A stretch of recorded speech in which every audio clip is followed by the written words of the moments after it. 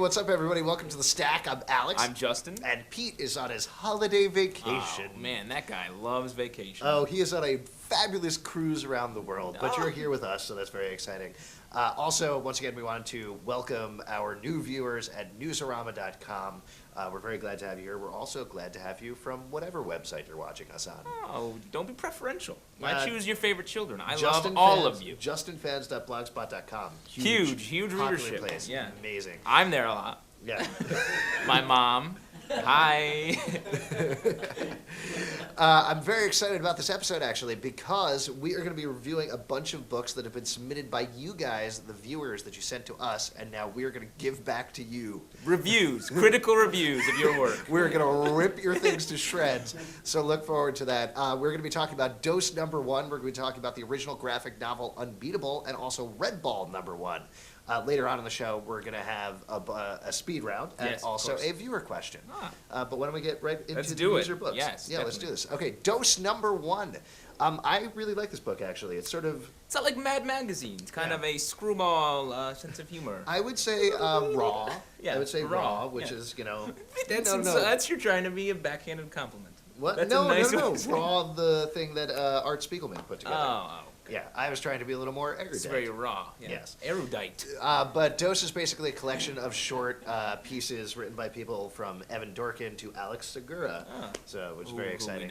Evan Dorkin kicks it off, and I actually think maybe even liked his thing the best. Yeah, I agree. I thought his was the best. Yeah, and great. some of them repeat throughout. It's an interesting work. A lot. You get a lot of content for your book here. Absolutely. I think I would love to see more of it. I would love to see it be kind of a return to that tradition of just asking tons of different creators, putting it together in a fun, funny, enjoyable book. Yeah, I mean, you don't see a lot of comedy anthologies like that. Totally. And so it's nice to see. And hopefully, as it gets more, if they continue to do it, it'll get more refined and better. Yeah, I mean, not every single thing across the board works. Yeah. But, well, I mean, when is that ever true? I don't know. I put together an anthology of my stuff. Yeah, just scraps of his clothing. It was great. Photos. It was stories about like stuff I ate. Yeah, really interesting work. Dose number 1, you can check it out at boringalex.blogspot.com. All right. My mom loves that site. But Dose number 1, you can only pick up if you're in New York from people there. People on the street. Or their website. You can also you can download a copy on their website, so definitely check it out. That'll be at the web address below, right, editors of the show? Next thing we're going to talk about is the Unbeatable original graphic novel. Yes. I thought the art in this was awesome. I like the book all across the board. The art's great. Great story. The script, I think, does, as we said, needs more refinement, but it's a cool story. What happened there? I don't know. Is there a hiss? It's okay. You know, I definitely liked a lot of the things that they hit. I enjoyed it. The art, as I said, is very clean. There's some really good fight scenes in there. But basically, it's about, I don't want to give away too much in case anybody wants to pick it up. It's pretty obvious what it's about. It's about a character named Hymendale. First off, a name like Hyman is hard to get over. Yes. Secondly, it's definitely hard to get past. Yeah. Oh, slam! Oh, I did it. Another one for the ladies. This one, it's based around the Heimdall, the Asgardian guardian. Yeah, and because of that, it kind of struck me as like, hey, I have a pitch for Thor, Marvel. What? Yeah. You don't want my pitch? And then his friends were like, you should do that as an original his graphic talented novel. artistic friends. Yeah, we're like, you should do this as an original graphic novel. And that's kind of what it struck me as. I'd rather see somebody doing something that doesn't feel like that. Like, if you're going to spend the time, and it's a really nice looking Someone put a lot of time.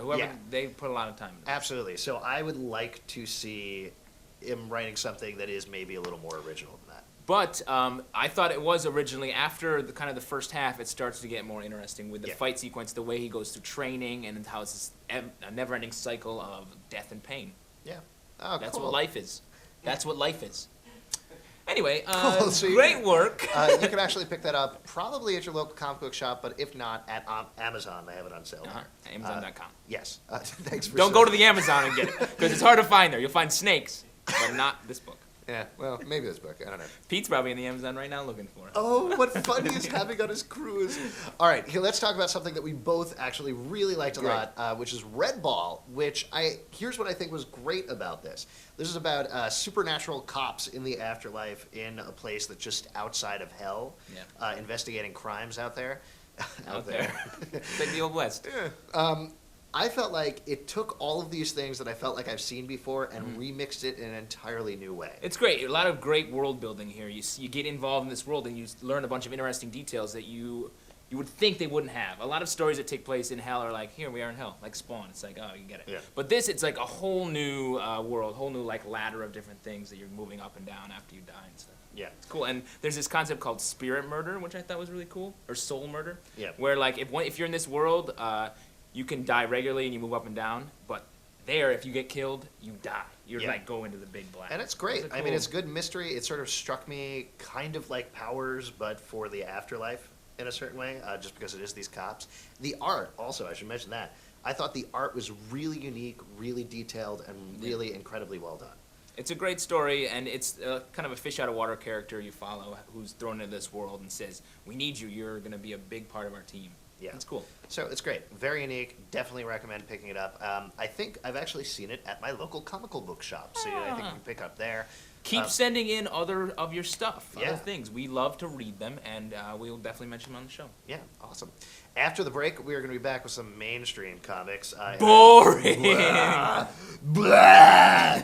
In our speed read. That was good for the volume, right? Yeah. You guys on TiVo like it when we blast out the volume, so, Audible that was for puking, you guys. audio puking. Stay tuned. We're going to blast out your volume with the speed round out of your mouth. That's erotic. Let the bodies hit the floor.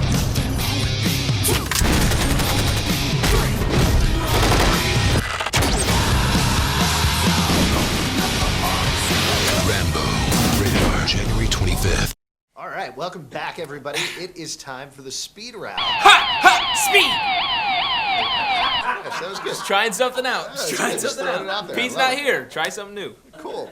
He's going to come back and be like, He's going to try his own $6 million man. sweet. Pizza robot. All right, first thing I want to talk about is Brave and the Bold number 9. This title continues to be great. The cover is kind of a piece of crap. Awful. A little Awful bit. It's cover. actually right here, so here you go. But the content of the book is awesome. This is almost like an anthology, this issue. Lots of fun. X-Men 206, Continuing the Messiah Complex, continues to get better and better. Pick it up. Thor number 5. This title is really great, really well done, but there's a little bit of a plot twist in there. Nothing. Pardon me? Twat twist? Hyman? Good day. So Thor number 5, there's a little bit of a plot twist that made me feel a little bit icky. Icky. I'm not going to ruin it Is that for why you. you said it that way? Maybe I did, actually. I think that was a little bit of a Freudian slip. Eek. Crossing Midnight number 14. Great book. Sadly, we heard this week that it's probably going to be ending at issue 20. If you're not reading it, well, too late. But pick up the trades because it's a really interesting, great by Mike Carey, great story throughout the whole thing. And Drafted number 4, conversely, this is a title that's just starting out, and it's completely easy to get on board. It's about a interstellar war that Earth is drafted into. Great art, great story, lots of fun. Get on board now, guys. Nice. And girls. Yeah, and girls, I guess. I don't know. You know, since we're so female friendly on this show with our anatomy discussions. The Stack, the show that bursts your hymen. Should I have said that? Sorry, Mom. All right, let's get to one of your viewer questions. Roberto asks, hey guys, I am a longtime reader of Newsarama.com, but just recently took a peek at your webcast. Great stuff. My question is, thank you, tip of the hat. My question, that was dorky. That was dorky. True. that you did. Dorky and British. All right, my question is, writers or artists, who is more important? I've always felt that the artist hooks you, but the writer keeps you. Interesting. What do you think about this? I'm more of a writer guy. I can deal with bad art if it's got a great story. I think I agree, actually. Huh. It goes back and forth. I was actually thinking about this the other day when I was reading a story that I felt like had great art, but kind of a piss-poor story. Yeah. But, yeah, I mean, it depends. There's different things that sell me on Yeah. the titles. Like, I think I will buy a title if I know a artist is really kick-ass. Right. But yeah, like I'll follow, like I really like Gary Frank, Chris Yeah. Bocciolo. I'll read something with them as artists, even if the story is mediocre to bad. Yeah, absolutely. But I think I agree with you that knowing the writer is good, knowing that they're consistent, I would be more likely to pick something up. Yeah, and even if it's a writer I've never heard of, I'm much more excited when it's a new direction or new take on a character, writer-wise, than like Yeah. a new style of art. That being said, I mean, I think if even if it had the best art in the world, if it was the crappiest writing in the world, I wouldn't keep picking up the title. Yeah. Yeah. Low quality is bad, always. Yes. That's an amazing lesson we There's came a up lesson with for today. you guys. You're welcome. Tip of the hat. All right, keep sending your questions into us at tips@pulpsecret.com or submit your videos on YouTube or upload them to our website, pulpsecret.com. And the quickest way to talk back is to leave a comment below this video.